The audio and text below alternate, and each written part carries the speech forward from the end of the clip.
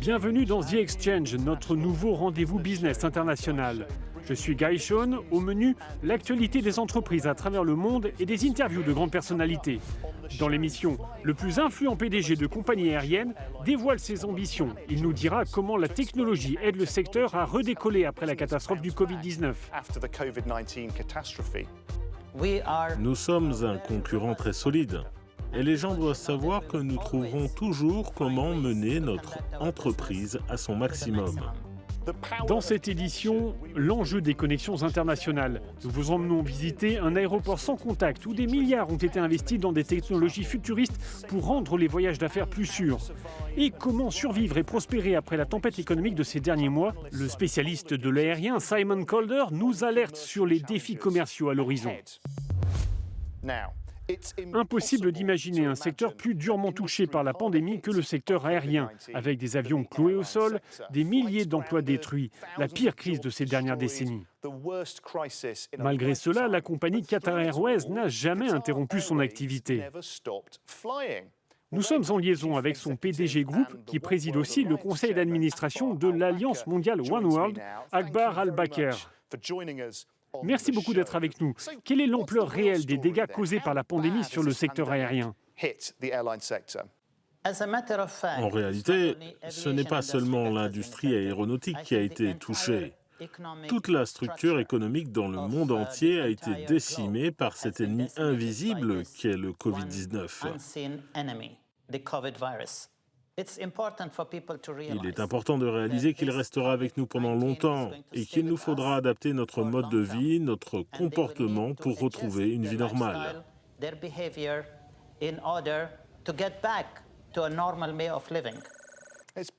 La période a été très difficile. Comment votre organisation a-t-elle réussi à traverser la tempête?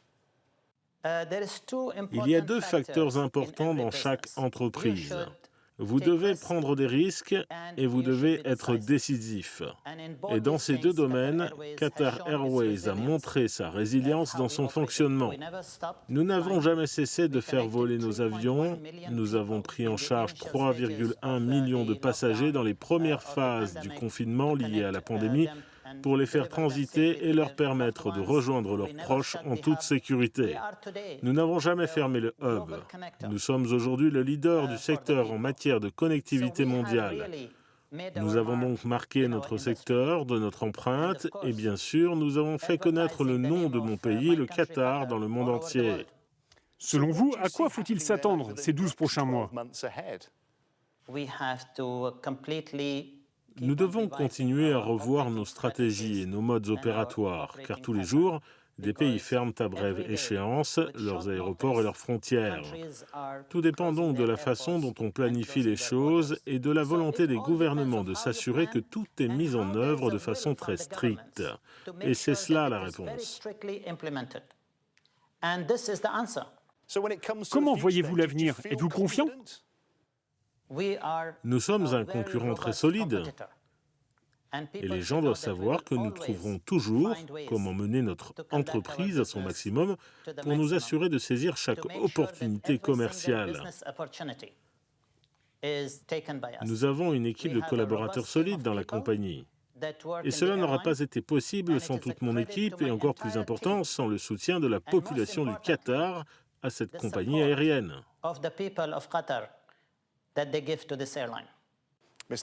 Monsieur Al-Baker, merci beaucoup pour votre participation à cette émission. Alors que le transport aérien retrouve un semblant de normalité, notre journaliste Sherazade Safla est allé voir comment des technologies uniques rendent le voyage plus sûr.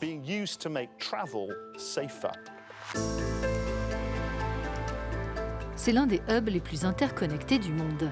Malgré la pandémie, l'activité augmente ici à l'aéroport international Hamad, le premier et le seul du Moyen-Orient et d'Asie à obtenir 5 étoiles au classement sécurité aéroportuaire Covid-19. 60% de la population mondiale se trouve à maximum 8 heures de vol du Qatar.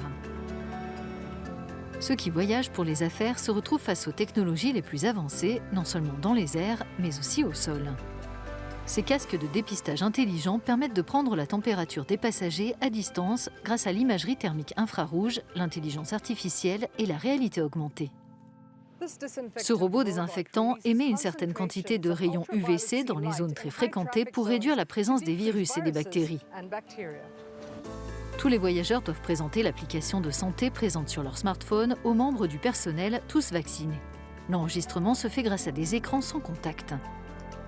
Une fois à bord, un appareil à UV spécifique élimine les pathogènes.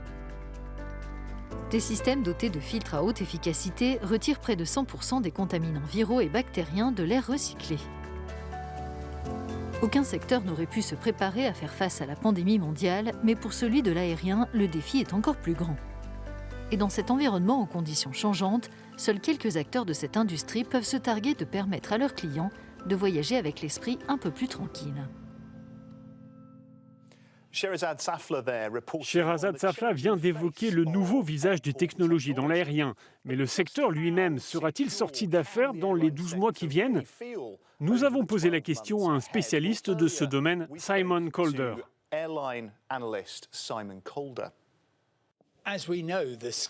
Comme on le sait, cela a été tout aussi vite dans les airs qu'au sein des entreprises ces 15 derniers mois et fin mai, les compagnies aériennes ont conclu que l'on ne reviendra pas au niveau qui précédait la pandémie avant peut-être 4 ou 5 ans.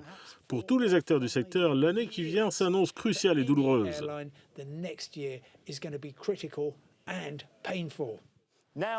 Faisons à présent un tour d'horizon de l'actualité business dans le monde dans notre rubrique Business en 60 secondes. L'Assemblée générale annuelle de Reliance Industries approche. L'an dernier, cette multinationale basée à Mumbai est devenue la première entreprise indienne à passer le seuil des 200 milliards de dollars d'évaluation boursière. On observera de près sa récente association avec Google et ses plans pour concevoir le premier smartphone 5G vraiment abordable. En Europe, ce sont les journées de l'innovation et de la recherche organisées par la Commission européenne. Des dirigeants d'entreprises, des responsables politiques et le grand public y débattent de l'avenir de l'innovation en Europe et ailleurs. Enfin, le transporteur de fret de renommée mondiale FedEx s'apprête à annoncer des résultats très attendus pour le 4e trimestre.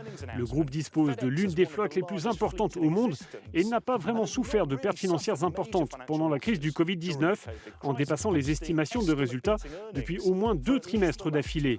Les investisseurs voudront savoir si FedEx leur livrera à nouveau une belle surprise financière.